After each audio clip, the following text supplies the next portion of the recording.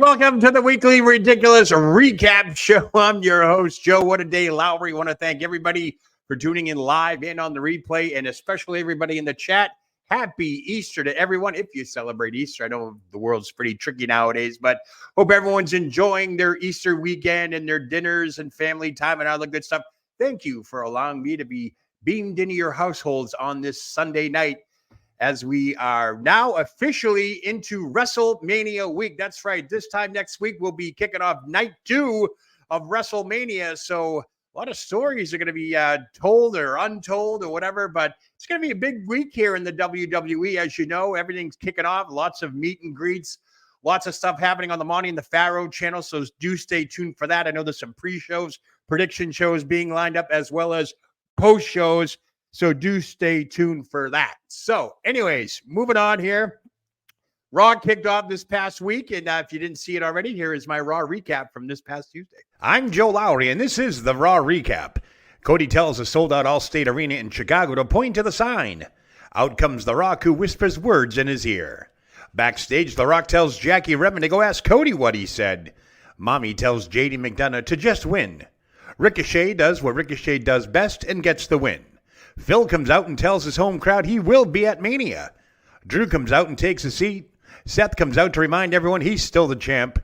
Drew comes up with an idea. CM Punk says he'll be a guest commentator at Mania for their match. Seth gives McIntyre a preview of WrestleMania.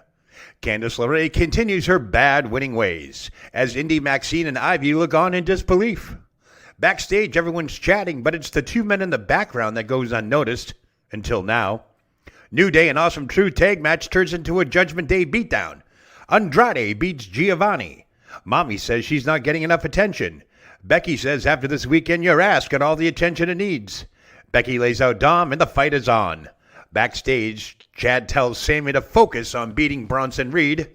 Gunther tells Kathy Kelly Bronson will beat Sammy. Reed proves Gunther right as he beats Sammy. Afterward, Chad tells Sammy he can help. Jimmy and Solo tell Jay there'll be no yeet tonight. Main event time as Shinsuke and Uso do battle.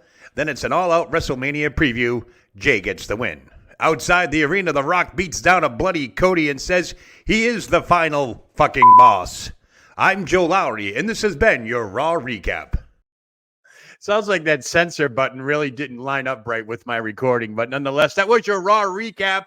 Why watch 3 hours of Raw and 100 hours of commercials before and after and during when I can just wrap it up for you in under 2 minutes? You can catch it every Tuesday morning, the day after Monday Night Raw. Speaking of Monday Night Raw, just got word that The Rock and the Bloodline will be on tomorrow night, and it has sold out at the Barclays Center in Brooklyn. Over 13,500 fans. We're all going to be in attendance to witness the last Raw before WrestleMania, so be on the lookout for that. And other breaking news we had was Cody has re-signed with the WWE, which means, quote unquote, from him, that he's going to be wrestling until he's after the age of 40, which is only a few years away. So probably a 2 to 4 year deal. Nonetheless, no terms of money were disclosed on that, but Cody has re-signed. So, hey, maybe that's part of the story being finished up. So anyways, look for an exciting jam-packed Raw tomorrow night. All right, moving on. Becky had a nice book signing here. Some highlights from Becky's book signing in Times Square this past week. Somebody explain this to me, because this is my first book signing. I sign it on this page, right? This one, right? Next one. Oh, there's two. Yeah. Is that the face? Is that what it is? I was dressed because of you. Oh, amazing! So I'm going to be seeing you in the ring one of these days. It's a fun journey if you do start. It's a lot of fun. It's very rewarding.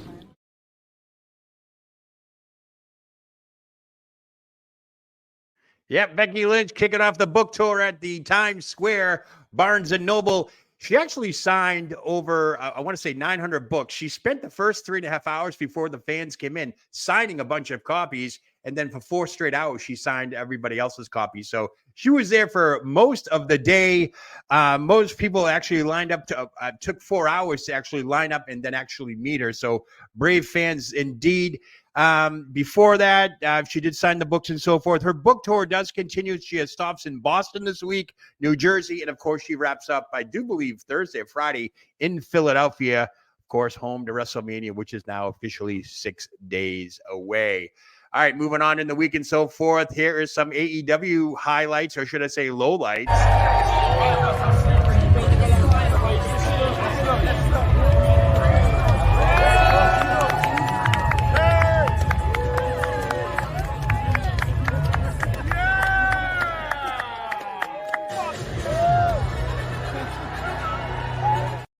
Yeah, that pretty much was the highlight of AEW Dynamite, as I think it was under 3,400 fans that were in attendance here. I actually have some of the numbers. They were at the Quebec City, the Le Centre Videotron Arena, which is a huge arena, holds about 15, 16,000 people. Tony Khan only managed to get about 3,400 people in the door. You could tell, you could actually hear Mercedes Moné coming ringside. That place should have been on fire, but unfortunately, just not getting the ratings. Here we are 3 weeks in. She's yet to wrestle. She's yet to do anything but dress up, mess up, and all that stuff, and just be on commentary. But nonetheless, ratings despicable. Average viewers, 747,000 viewers. Ouch. That is down 6.5% from last week. It's the lowest audience total since October 10th of last year, when it was moved to Tuesday and went to head there with NXT. Then they moved it to Wednesday. This is Dynamite's lowest Wednesday night viewership since April 7th of 2021. There's that 2021 versus 2024 thing. I don't think Tony Khan's going in the right direction right now, but this ties the second lowest rated show that they have done in the 18 to 49 demo on Wednesday nights. And I got to tell you, there is a photo. I thought I had a photo somewhere. Hold on. Fan took of the photo. Where do I have it? There it is right here. Really, nobody there. 3,438, as you can see in the foreground, above ground, everywhere. They just tried to put everybody at ringside for the TV cameras, and that was it. So I wonder if Mercedes Moné is now thinking to herself, did she make the right move here? Because get used to this. This is going to be part of what's going to be taking place with Dynamite unless they get their act together soon. All right, so moving on here. Vincent Kennedy McMahon, yes, he's back in the news here. Vinnie Mac continues to cash out as he unloaded over $100 million in stock this past week, with Vinnie Mac cashing out in November of 2023. And at the beginning, earlier this month, he cashed out. He has now cashed out a total of $1.17 billion, billion dollars worth of stock. So as of today, the former chairman of the WWE still owns 11.5 million shares of stock, which comes out to a little over $1 billion.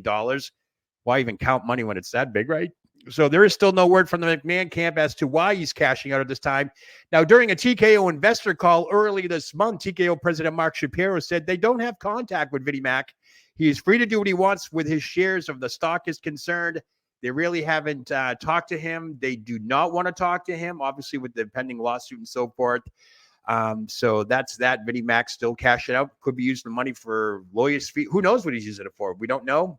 And until he makes a comment, I guess we'll never know. Anyways, speaking of Vinnie Mac, Martha Hart, the widow of Owen Hart, recently broke her silence over the lawsuit. Here's her comment. I'll read it verbatim for you. This is Martha Hart, Owen Hart's wife.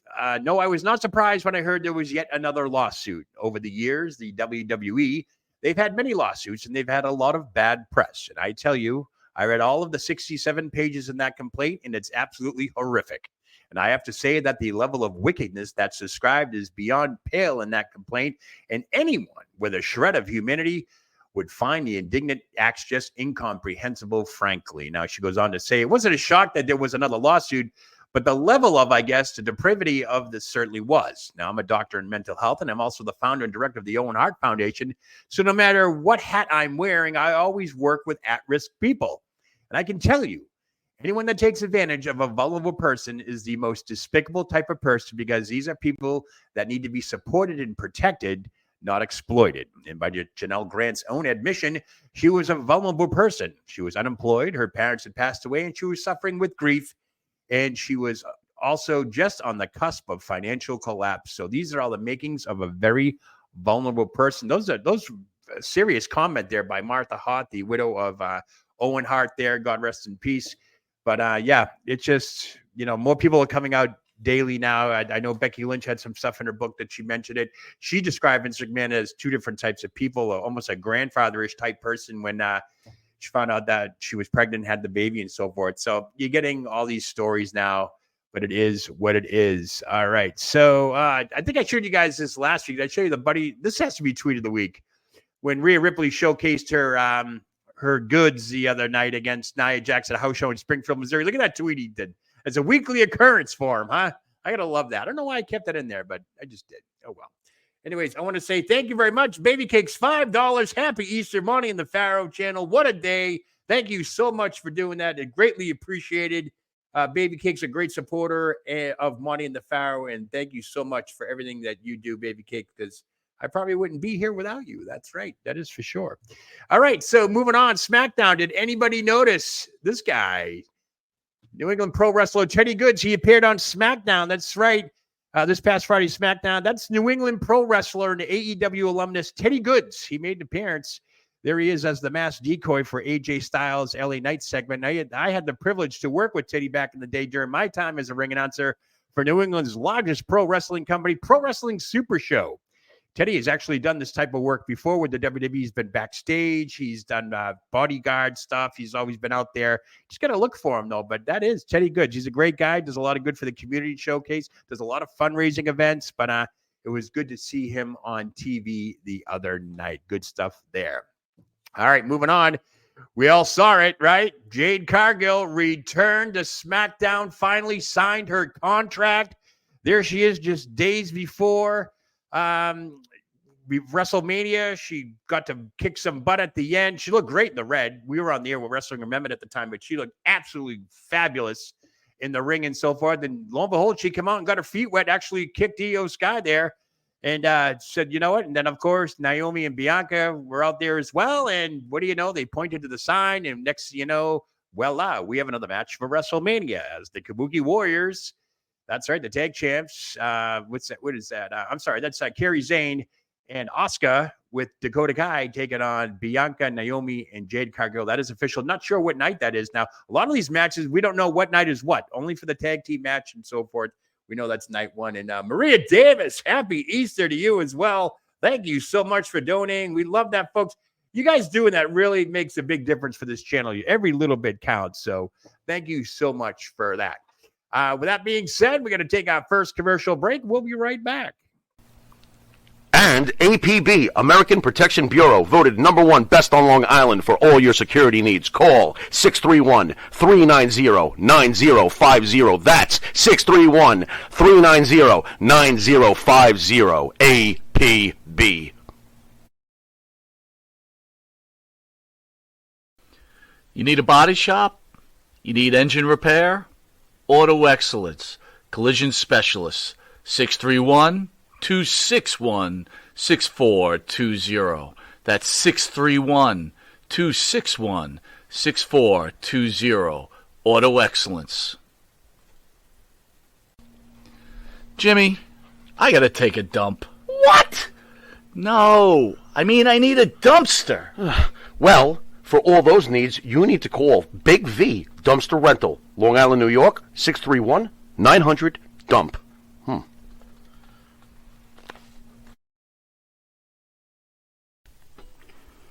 Elm Logistics, for all your logistic needs, call 631-299-3595. That's 631-299-3595.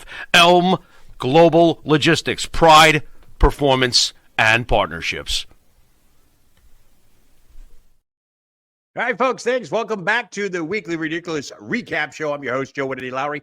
Again, want to say thank you very much to Baby Cakes Joe Myers and Maria Davis, both donating $5 in the chat. That's greatly appreciated. Money in the Pharaoh, thank you personally for that as well. You guys are the great. We can't be here without you, so your support is greatly appreciated. And while you're at it, hit that like button, subscribe, invite your friends, do all the good stuff that social media wants us to do. Don't make it a bad thing. Make it a good thing, right? And happy Easter, by the way. So Paul Heyman, he made a comment this week. He was interviewed by Forbes magazine. This kind of caught my attention. I'll put it up on the screen here. It's a very interesting suggestion, as he laughs. And I've seen this a few times online that there is a chance, hey, the person that right now is scheduled to induct me may decide not to show up, in which case there's no plan B, except that I would most likely end up inducting myself. And most of my intimate experience in my life are with myself. So it would just be par for the course. But at the moment, we do not have another human being besides Paul Heyman of mine.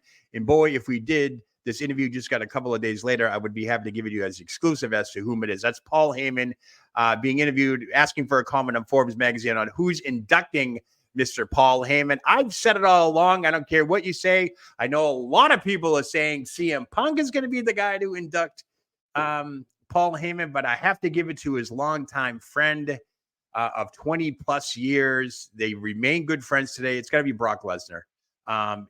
This Hall of Fame class is not the stellar of classes. It's very underwhelming. I know a lot of people, the Money in the Pharaoh, feel the same way. Feel the same way that this class this year is just not up to the par that it should be, especially when you have original WrestleMania 1 people that have still not been inducted, namely Cyndi Lauper. Thank you very much. And of course, the likes of Tony Garea, Rick Martel, Ivan Koloff, all these people that should be in there. But nonetheless, the Hall of Fame is scheduled for SmackDown after SmackDown. I think it starts at 10 o'clock Eastern, 11 o'clock Eastern, 10 Central. But that'll be airing on Peacock after Fox ends their broadcast. You have to switch over to Peacock for the Hall of Fame induction ceremony on Peacock. That's next Friday. But I still think it's going to be Brock Lesnar. That would really enlighten a lot of people. That's for sure, because it'll make a so-so Hall of Fame broadcast a little more extra special. But speaking of special, did you guys see my newsletter this week? That's right. Bill Apter, he works for Sportskeeda now, and they do a newsletter every week. He has a newsletter that goes out every Wednesday. This is a free thing now. And I have been chosen as a guest columnist. It's called Joe Lowry Rants, and I rant about things that are going on. This week was Ronda Rousey's book is truly a SHIT show. And of course, you can read my article there. You get that delivered to your inbox. All you go do is go to sportskeeda.com/newsletters, type in your email address. They'll verify it. Boom, you get it. You can also sign up to get their daily emails, monthly emails, all that stuff. But Bill puts out his special newsletter every Wednesday morning. I think it's like between 8 and 9. It's in your inbox. Boom. You're not going to go looking for it. It comes to you, and it has all the news, has a lot of stuff from back in the day when he was just getting around and all that stuff. I know we had a great lively conversation on Wrestling Remember this past Friday that Bill Apter deserves and rightfully needs to be in the WWE Hall of Fame. He's already in the other Pro Wrestling Hall of Fame. So why not put him into that one? So anyways, moving on here. So I did tell you at the beginning of the show that the Barclays Center, the host of Raw tomorrow night, is sold out. This is like their 7th or 8th straight sellout now. The Rock, the Bloodline, yes, Roman Reigns will be on tomorrow night. It'll be the last Raw before WrestleMania. I still have no idea what's going on for SmackDown. Everyone's been tight-lipped. I know there's been a couple of things announced. The Andre the Giant Battle Royal has been resurrected from the ashes. There has been no talk up until this past Friday about the Andre the Giant Battle Royal, and that is a go. You can go on WWE.com or anywhere else, and you can find other participants. Whoever doesn't have a match at WrestleMania will most likely be in the Andre the Giant Memorial Battle Royal. So my last little highlight here, I couldn't believe it. I woke up today. I found the date, March 31st. It always rings a bell to me. And it was 39 years ago today. That's right. The inaugural WrestleMania 1. That's right. March 31st, 1985. I got a nice little story for you there. I've told anybody who knows me well. I was a very avid wrestling fan growing up. I was 14 at this stage of the game here, March 31st. And nobody wanted to take me to WrestleMania. So what I did was I told my family that I was going to play street hockey like I do every Sunday. And from March to about, June or July before I got too hot to play street hockey. So I took my stick. I walked down the street. I dumped my stick and I got on the MBTA. That is the train. And I took it right into Boston Garden, bought a $20 ticket, and I sat and I watched from 1 p.m. to 4 p.m. WrestleMania 1. And it was unbelievable. And as I was leaving the arena, this is where things get a little interesting. I saw a local news crew, Channel 5 News, Phil DeCesare, our local boy there up in Massachusetts, will know who they are. Mike Dowling was a sports reporter covering the show, and he was interviewing people. So he grabbed me off to the side and, what did you think of Hulk Hogan and all that? And I called him Goldilocks and, just trying to play it up and all that stuff. It was fun. So I get home and I take the train home, and I get home, and my parents, we usually have Sunday dinner, but this time they wanted to go out to eat on Sunday. So we all went out to eat on Sunday, and we're talking, and as we're walking into the restaurant, a lot of people are like, "Hey, Joey, I just saw you on TV. That was so cute." And my parents are looking at me like, "What do you mean on TV?" And then, we're sitting there talking and, I'm trying to be like, what are you talking about? I don't know what you're talking about. And next thing you know, the actual news report comes on again on the 6 o'clock. I might have been 7 o'clock news, 6 o'clock news. And my mother and father looked at me and they're like, you're on TV there, but you told us you went to go play street hockey. How can that be? And the jig was up. I got busted. And I told them that nobody wanted to take me to go see WrestleMania. So what I did was I just went in town and on my own at 14. Wasn't a big deal. And to me, it wasn't a big deal. To them, they're like, you took the train into Boston, blah, blah, blah. I said, yeah, I wanted to go see wrestling. And I saw WrestleMania. And I haven't missed one since, So WrestleMania 1, can you believe it? 39 years ago today. Liberace, Cyndi Lauper, who needs to be in the Hall of Fame. I have no clue why she's not in the Hall of Fame. Billy Martin was your ring announcer. You had the Rockettes there. Muhammad Ali was a special ref who almost took Piper out with a right hand. Almost took Pat Patterson and Gorilla Monsoon out at the same time. But it was just, I know A&E has a special on WrestleMania that's been airing all week and so forth, that is on demand on Hulu. And I cannot imagine what if that ever failed. And lo and behold, I didn't even know it until Baby Cakes told me, and I posted this, was the fact that Howard Finkel came up with the word WrestleMania, that Vince McMahon wanted to call it the Colossal Tussle. I'm like, oh my God, that doesn't sound right at all. But WrestleMania. Now, there is one little trivia thing that I'm trying to figure out. Back then, there was a song on the radio called WrestleMania, and it had like grunts and groans in it. They had like Vince's voice in the background. I've yet to find it. I can't find it on YouTube. I can't find it in the historical archives. But there was a WrestleMania song that all the radio stations played, and I've yet to find it. So if anybody knows, that can go back to that time frame, because I've looked and I can't find it. There are other WrestleMania theme songs, but this was the first WrestleMania. They had like, you could hear people bone crushing in the background and chairs being broken. And it was kind of a neat song. And I haven't found it yet. So it'd be kind of neat to play that, because the airwaves were full of it back then. Phil might remember this. Phil DeCesare, yes. What Day Joe? Mike Dowling, awesome. Yes, Mike Dowling. I'm actually going to reach out to Channel 5 this week to see if they have footage of that. Because I'd like to get a hold of that video, because that's the video that got me in trouble with my parents for not going to play street hockey while we were out to eat on Sunday night. So anyways, but real quickly, the chat alive and well, Will, Maria Davis, Phil, Betty, all the ESOs in here, Loose. Thank you, B40, everybody. Thank you so much for tuning in. An extra special thank you to Baby Cakes and Maria Davis for the $5 donations. They add up. They're pretty good, man. I mean, if you guys can do that helps fund the channel. It helps keep us going and so forth, because it's not like we're making buku bucks doing this stuff, folks, but we do it because we love it and we love to entertain you guys, and we love to talk about the best thing in the world, professional wrestling. That's right, folks. So it is officially WrestleMania week. With that, I'm going to head out of here. We do have some programming notes. I think my What a Day with Joe Lowry this Wednesday is going to turn into a WrestleMania prediction show. Yes, the boys are now in the chat, probably chomping at the bit on that. I was just talking to Mike on email before we got on the air here. That might be something we might do. I'll forego the What a Day with Joe Lowry show, because it is WrestleMania week. It's a special time of year for all us wrestling fans and so forth. So we might end up doing that. I know they want to do a post-WrestleMania show, so stay tuned for that. Wrestling Remembered. I think I already have a topic. I think we're going to talk about past WrestleManias and so forth. Why not? Right? It's WrestleMania week, so might as well keep that theme going and all that good stuff. But I can't think of anything else that's going on. I don't know who the guests are from Mike, from Monty and them this week. I know they had some production issues this week, so they'll be working on those as well. But we're going to be on the air. We're going to be bringing you pre-post. Who knows? Might even get daring go during WrestleMania. Who knows? But it's going to be it's going to be a sprint.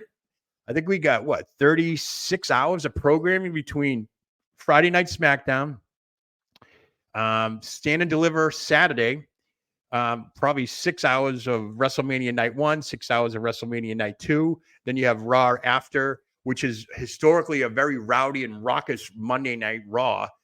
The Raw after WrestleMania has always been something, because, don't forget, WrestleMania is the beginning and the ending of the seasons for wrestling fans and so forth. A lot of storylines are going to end. Some will continue, but a lot of new things will happen too. So who knows what we're going to wake up to on Sunday morning after what happens the night before. And God only knows what's going to happen when we wake up on Monday morning after everything is all said and done. And by the way, if you do receive Bill after his newsletter, you're going to have a special WrestleMania rant in your email inbox this Wednesday. So, all right, that's going to do it for me, folks. I am out of here. Enjoy the rest of your Easter weekend and all that good stuff. I want to thank Money in the Foul for allowing me to go on here and do the recap show. Look for my Raw recap Tuesday mornings right after Monday Night Raw. But that's going to do it for me, folks.